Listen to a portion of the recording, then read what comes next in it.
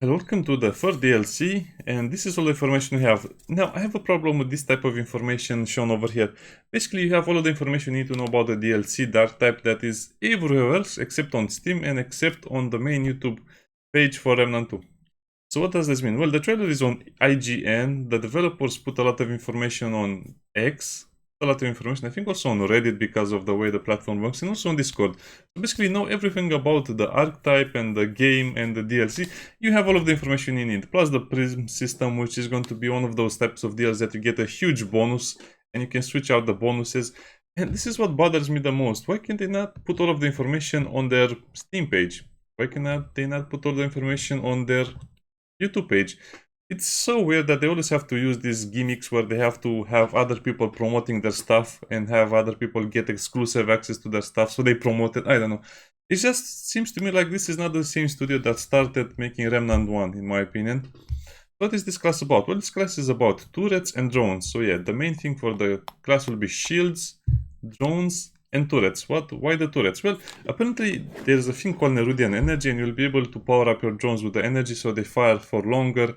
And there are other mechanics involved in this as well. Now, as you can see, the prime perk is a bit weird because it's supposed to be a defensive one, but you're also going to have offensive turrets and of course offensive drones. So I'm not sure how this will work. Probably it's not going to be one of those main build DPS type of deals. This character itself, the archetype itself, is only a support character that can heal his allies, shield their allies, or just engage in combat with the combat drone. So you have a shield drone, a healing drone, and a combat drone. Now that pistol is interesting because it can power up the drones, because the drones have their energy, and if they run out of energy, they go to sleep, they go bye-bye. And then they wake up after probably 40 seconds, 50 seconds. It's actually shown over here when you read the energy stuff. So yeah, shield for the character, drones that are heal, shield, or attack. And that means the turrets will also be more or less in the same situation where you'll have... Oh yeah, you can play this with the engineer, it will be nice.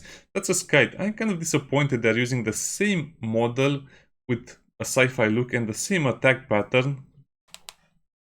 I don't know.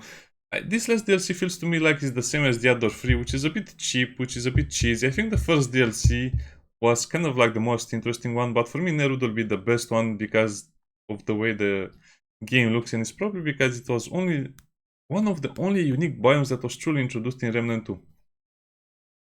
So I'll not hide my disappointment in the fact that this feels like pre-used content all over. I will not hide my disappointment that they're introducing support classes in the last DLC. Why would you do that? You should have introduced this in the beginning. This should have been the first class you introduced because a lot of people are playing multiplayer, but now a lot less are playing multiplayer, so it's going to be harder for you to play the support class because you don't have the player base needed to support this. I don't know. Also, the new bosses are great looking, and I think this will be kind of like the main selling point for the archetype. The area and the drones, and that's kind of like about it. I don't think they'll introduce a lot more content with this one, even though they said the Prism system will be an interesting one. It's just a bonus that you can get, so you can use more concoctions, you can use, I don't know, stuff like this. Just imagine that you can use more concoctions, maybe you'll have more healing, you'll have more offensive capability. It's just a bonus. It's a Prism system, and also we don't know about the nerfs, so this is even worse in my opinion, just because the second DLC introduced a lot of nerfs, and now they're actually giving you another overall buff to your stats without increasing your trade cap. So yeah, the trade cap will not get increased, but I think you have a Prism slot that can be used to increase your trade cap even further, but that's going to give up something else, which will probably be a lot better. I don't know. As you can see, the last DLC for Remnant 2 will probably be a mixed one, just because of the way the developers handled the game, in my opinion. The base game was good enough, I would say, but then the further development of the game just made it worse in a way or another.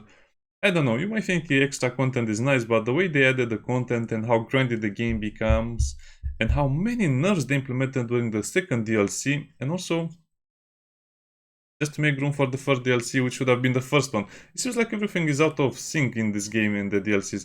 Again, it's not relative 100% negative opinion about the DLC, it's just the developers had a very weird development plan for the game after release. I mean, we got some new content with the aberrations and the Halloween events and some of the gun variants, but that was just using the same content over and over without even keeping your main weapon, so you had to get the weapons all over again.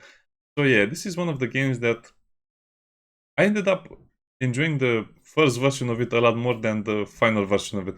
I'll still play the game, I'll still make some time for it, but I don't know, it's just a huge letdown that the developers didn't really focus on the game 100% after releasing it. And they'll also have a boss rush mode, which means you can fight 3 bosses, I think 9 bosses or 19 bosses. But this is not the survival mode. You'll fight a few enemies, you'll fight an aberration, and then you'll fight a boss. But it's not going to be the same thing because you'll not be able to buy random gear, you'll not be able to buy, again, just because of the way the game works. And this is the main reason why you should see that Remnant 2 is a downside or a downgraded version of Remnant 1, because they cannot implement a survival mode because of the way the bosses work, the gear works, the archetype works. Again, it's just a downgrade or a downgrade from the original game, because the survival mode would have been the best way to redeem the game more or less. You don't really have a campaign in this one, and the tile sets that change all over are not that interesting because you basically have a lot of random stories. And besides, I hope we found out what happens to Ford in this last DLC, because if they forgot Ford again, probably become a meme. I don't know, we'll just have to see how the DLC is. We'll see on the 24th, but this will be releasing the same time as Forever Winter, and I think I'll be playing Forever Winter, and I don't know, I hope the developers make great games in the future as well, but to be honest, I'm very disappointed. I'll make a review of me comparing Remnant 1 to Remnant 2 and all of the features of the full Remnant 1 versus the full Remnant 2 game, and then you'll probably see all of the differences, like where are all of the items, where are all of the weapons, where are all of the elemental builds, where are all of the synergies. And keep in mind that I like Remnant 2 so much because you can make any weapon, even secondary ones, a main build.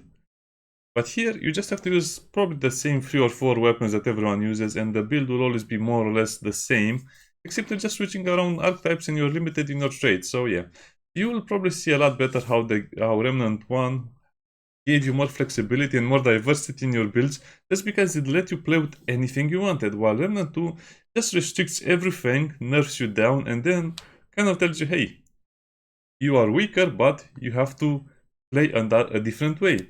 And you might be asking yourself, why would you do that? Well, that's how the game works. Anyway, see you when the DLC releases. Bye bye.